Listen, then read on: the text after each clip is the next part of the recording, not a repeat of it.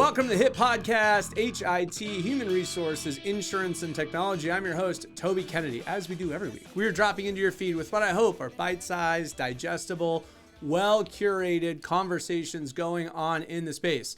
This week's episode will be absolutely no exception. This week's episode picks up right where we left off. This is part 2 of my conversation with Dr. Rob. If you missed part 1, go back to last week, check it out. Really, really fascinating stuff. Amazingly interesting man that I'm so grateful to have on the show. This week's episode is brought to you by Montage Insurance Solutions. And without any further ado, let's get right into it, picking up where we left off with Dr. Rob. Well, and it probably feels fluffy if you don't do it right or explain it right, but the bottom line is literally the bottom line, right? Right, exactly. And it has all kinds of effects on whether it is alignment, whether it's performance. We know that when trust is there, people innovate better, they deal with hard situations better, and they're more resilient. Performance goes up in those moments and turnover decreases. So people stay. If we can do that. Now, one of the things, Toby, that's a big piece of this trust equation that I think is so important for people to face is that when it comes to trust, worldview matters. And one of the things about a worldview that's important, and we discovered this in our research, is like, if you think about a human being, human beings are not perfect. They are fragmented. They are broken.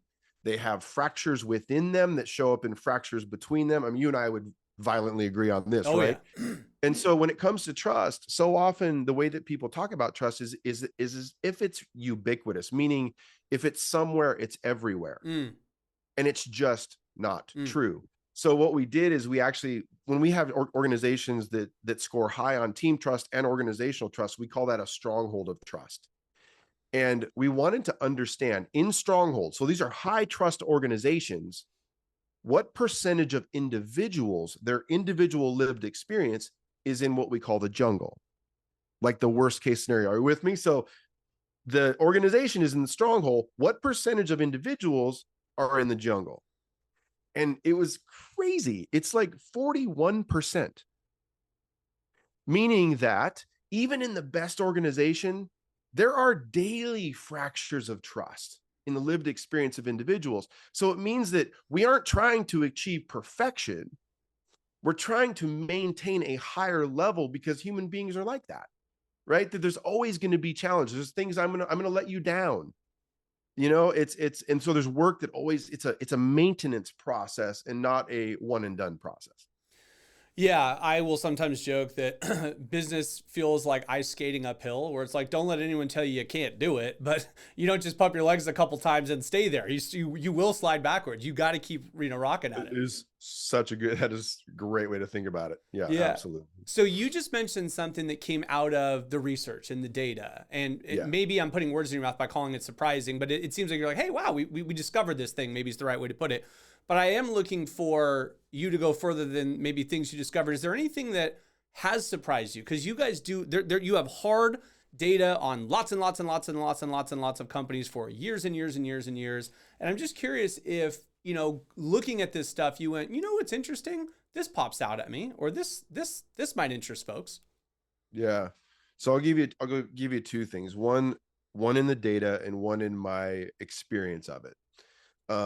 So in the data itself, one of the things that was frankly kind of shocking to me was when we looked at, imagine this 2x2 where you have high organizational trust, high team trust. And so if you had high on both, we call that, as I said, a stronghold. And if you're low on both, we call that a jungle. Because it's unsafe and you're worried and there's things that it's chaotic. I can't see what's going on. It's thick, and then if you had high organizational trust and low team trust, and this is what we call the wild trust quadrant. So that would be, we call that a shell. So you trust your leaders in your organization, but you don't necessarily trust your team members you're in the foxhole with every day. And then if you are high on team trust, but lower on organizational trust, we call that islands of trust. So we see that in some organizations where there's trust in team members, but the organizational trust lower. What shocked me, Toby, was that this has been across a couple of years now, is nearly half, about 48% of individuals across industries are functioning within a jungle. Wow. And when I saw that, it would personally shocked me because I've been there. I don't know if you've ever worked in a jungle, but where you don't trust your team members, and I didn't, and I'm not blaming everyone else. I'm just saying it was a moment where whatever's going on around me was I felt that I don't trust my team members. I don't trust my leaders or my organization. And quite frankly, it was one of the worst times of my life. And so I thought to myself, if that's what's occurring, then what can we do to change that experience for the souls who walk in our business every day or our nonprofit? What can we do to do that? I would also say on the personal side, that, we hear a lot of talk about vulnerability today and the importance of it. And I would suggest it is really important, but vulnerability by definition is the openness to being hurt. So if I'm asking someone to be vulnerable with me, in vulnerability, I would suggest is required for trust building. Like I have to be willing to open the gates, even if I might get hurt by opening those gates. And so what I often say, and we saw this in the data, and I just see it in every experience of every leader we work with, is that vulnerability is actually not the foundation of trust. That sacrificial courage is the foundation.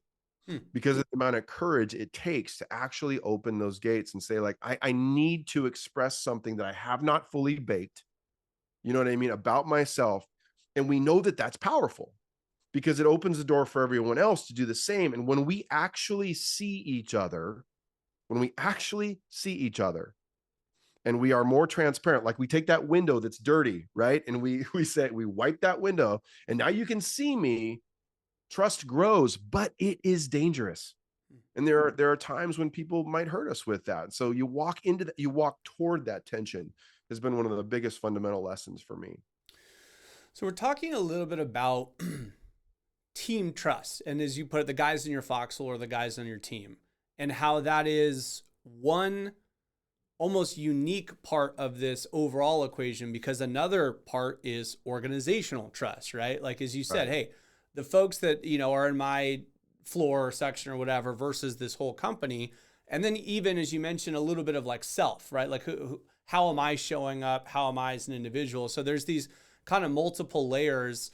And I'm interested in your kind of take, and maybe to flesh this out a little bit further, that those are often in different spots or kind of incongruent, and how maybe teams and leaders can identify that or work on that, or maybe even just being aware is enough. Yeah. So it's interesting. So this is why we broke it down into these circles of trust, because I think leaders need a framework that they can scale. I need to be able to understand this. And so, like I said before, that it begins at the individual level. Like as I invest in my people and I invest in their development, and by the way, it is unbelievable how often leaders do not feel that investment. And I don't mean like just sending someone away to a conference. I mean where they feel like their manager is actually invested in not only their performance, but their learning and growth as whole people. Yeah. And then, but it's like I was saying before, it's when that development crashes into, sometimes it's a crash, or is integrated with your development. So now you and I are trying to grow our effectiveness together. Mm-hmm. That's that team level trust that occurs. And it's not surprising that some of the things, that are most predictive of trust are, if Toby and I are on a team together, if you're performing and you are consistent and you are following through on your shot, trust grows. And on top of that, one of the most powerful things that I mentioned before is truth telling. But it is really difficult for people to tell the truth to each other unless we have established a culture where we're going to do that. It's one of the reasons that in our Wild Leaders charter for our organization, one of our values is we fight well. Nice. And Toby, you know why I wrote that value statement in there? Because I don't. Do you know what I mean? Like, I don't love conflict, but I know that it's necessary for progress, because when what I believe is true bumps into what you believe is true, and those things are different, we have to be able to put it on the table. And so it's like, and here's what I say is that every employee comes to work asking themselves 3 questions. Do I matter? Are you telling me the truth? And do I belong? And when the answer to those questions is no, what do? We spend most of our time trying to fake it, right? Trying to look like we matter, trying to pretend like we're telling each other the truth and talking behind our backs of others. and trying to look like we belong. But what happens when I'll ask leaders this all the time, founders, I'll say like, so what happens when the answer is yes? And you know what they say? We go to the moon. People work. Yeah. They go to the moon. It's like they just do their jobs. Yeah. All the energy that they would have spent somewhere else, they're spending on doing the job. Yeah. And there's this linkage between all three of those levels. Those levels are not separate things. They're connected, right? My development connects to the team. And then if I can create the conditions in my organization for trust to grow, man, everything changes and we start to thrive. We start to just work. Well, it's an interesting way to put it, because it is such a tax on the person and the person's productivity when those things aren't a resounding yes, right? Right. Yeah. Incredible tax. And it's why psychologists, there's actually a term for it, Toby, in the psychological literature called emotional labor. Yeah. Interesting. So what I'm having to do is, instead of actually laboring at my job, Yeah. I'm spending all that energy emotionally. And it's why so much of the trust measurement process is making the invisible visible, because emotions are things that we see the manifestations of emotion in action, right? When we see the behaviors, but we're often left to question the assumptions, like, what am I assuming and why is this occurring? And so if we can surface that, it can change. I'm almost picturing, like, if work, quote unquote, or the deliverable is, let's say it's an analogy of like a hike, and we're all wearing invisible weight vests, right? And so Right. maybe these factors are adding more and more and more weight. So you're trying to plug along, but part of your energy is going into just the hike, and part of it is going into holding up and moving these extra weights. And what you guys are trying to do is make those weight vests visible and make them lighter and lighter and lighter, so that now 100% of my steps are just going towards moving my body and not all this extra labor. Yeah. And when I think about the leaders that I know, when you ask them about the challenges they're facing today, I would say maybe half or less than half of what they're facing is actually the things that you can see. And it's why when I'll ask leaders all the time, I'll say, if you could go back to school and study two things, what would you study? And you know what they say most often? What? Accounting or finance. Yeah. And psychology. Yeah. Because my whole job is people and it's resourcing, right? It's like they might say operations or something too, but those are the most common answers. And they're spending, but if you talk to most leaders, they're spending time with thinking about this one problem person on their team. And it's fascinating too, that I've been thinking about this a lot lately, that, you do see high growth companies that have severe trust problems. So they're growing so fast and they're growing beyond their trust building process. It's like, I heard and it's just pulling off of Covey's language. We had a leader on our podcast recently who said, I made a decision that was tough. He said that I would only grow my organization at the speed of trust. And what he was really referencing was, we have a system. When a business grows, it has an operational system that works. How in the world do we not have a system for growing our people and the trust in our business? Yeah. If we know we can't live without it, if we know our customers won't come back. And so I spent most of my career trying to build that system, so that whether you're a dentist's office down the street from my house or you're a large corporation in the Seattle area near my home, that you could actually build trust and you could develop leader capacity. Yeah. So I want to get us out, because I want to try to stick to our time commitment here with the audience, but I want to give you an opportunity. Is there anything else in the book, anything else in your research, anything else that you've come across that we haven't hit on yet, that my questions haven't prompted you to speak on yet, but it's a really important thing that you have to say? Oh man, that's a big question. One of the things that I would say is that, let me just go with the personal level, because I just believe so deeply in that trust begins within us. And that this is going to sound a little bit philosophical, but it's very difficult for me to be trusted if I don't have a sense of my own worth, of my own value. And one of the ways that we can actually give people a way to see their own value, because telling me I have value may not do it.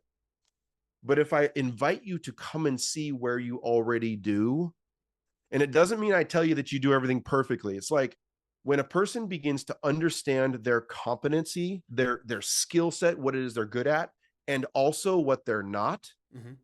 that is a deepening sense of an understanding of, oh, I do have value because I could bring those skills to bear on the things that I do.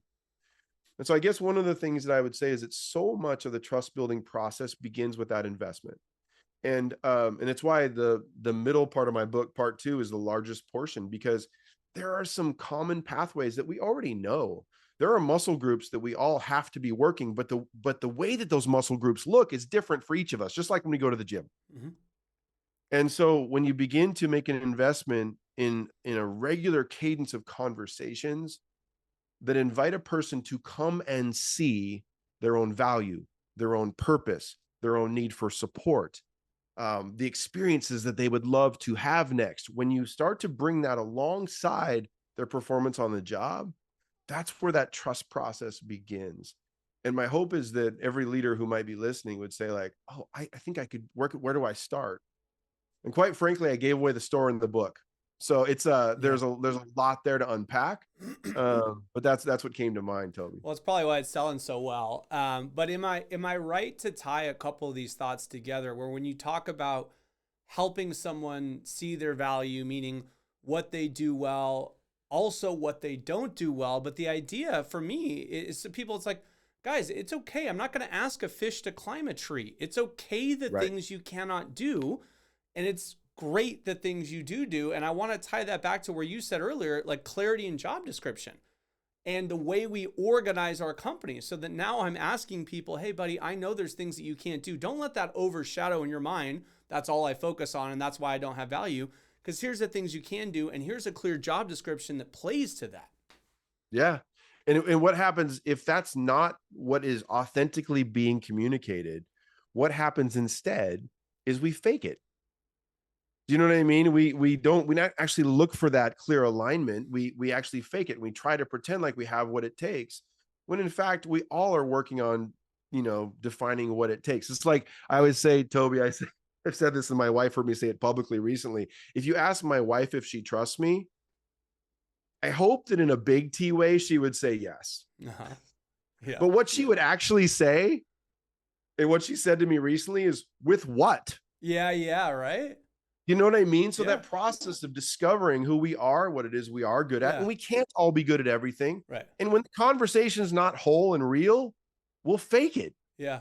Right. And then we know the problems that creates. So Yeah. yes. Well, it's an interesting point, because, you can trust me to give you good advice, but you can't trust me to keep your files super organized. That's not stuff that I'm going to be great at, right? So if you're just throwing me files, I got to be filing them. Like, that's not what I'm good at, right? And I think it might even have been Patrick Lencioni, the aforementioned, that did, Yeah. was it Working Geniuses, right? Where people are sort of stretching and they're good at some things and not others. And if you can design your day to sort of play to the things that, are you're wired to do well, you get success from, you get energy from, and not these things that are such a stretch, to the extent possible. And I guess the idea for leaders is to be that kind of work that muscle, as you said, to understand the other really well, and to spend that time understanding the other really well, so that you can help design a role for them that plays to strengths, right? That's right. That's right.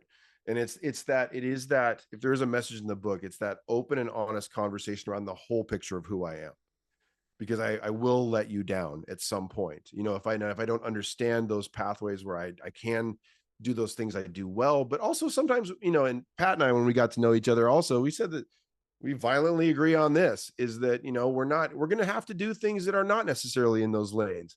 But when that starts to occur most of the time, trust breaks down. Yeah. Dr. Rob, how do people get a hold of you, a hold of Wild Leaders? Obviously, we can search the book and maybe, hold the book back up again for us to see the beautiful cover work here, the book, Whole Leaders, Wild Trust. But how do people reach out to you? How do people get a hold of you? Yeah. So wildleaders.org is where to find what we're doing. If people want to measure trust or develop their leader capacity or team capacity, and then contact at wildleaders.org. You can go to robmckenna.com, which is my personal website, but Wild Leaders will get you all there. So yeah. And again, the reason I have you on is our company, Found Wild Leaders, uses it, has it in place, has put our whole company. I think we had like, I don't know, 90% of our employees responding to the survey. And it was such a big, wonderful experience that I thought, if I can beg, borrow, and steal a couple minutes of Dr. Rob's time and get a few of those nuggets, because it was super meaningful for our company personally, literally used it and love it. That is awesome. That is awesome, Toby. I love it. Thank you so much for being on, Dr. Rob, and thank you guys for listening. That is all the time we have for you this week. Thank you to our sponsors, Rula, Excel Health, True Hue, Montage Insurance Solutions, keeping the lights on. Thank you guys. We're blessed to be here. Join us next week. Join us every week. And until next week, make this the best week yet.